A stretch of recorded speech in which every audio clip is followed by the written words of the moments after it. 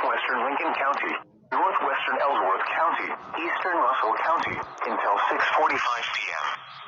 At 5:40 p.m., a severe thunderstorm capable of producing a tornado was located near Dorrance, or 9 miles west of Wilson, moving east at 15 miles per hour.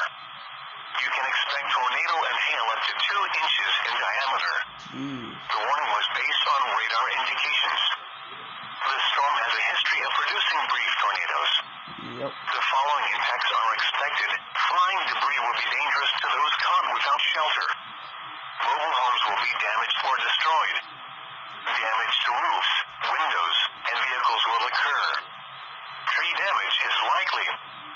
Locations impacted include Wilson, Lucas, Sylvan Grove, Dorrance, Bunker Hill, Wilson State Park, and Wilson Lake. This includes Interstate 70 between mile markers 192 and 210. Take cover now. Move to a basement or an interior room on the lowest floor of a sturdy building. Avoid windows.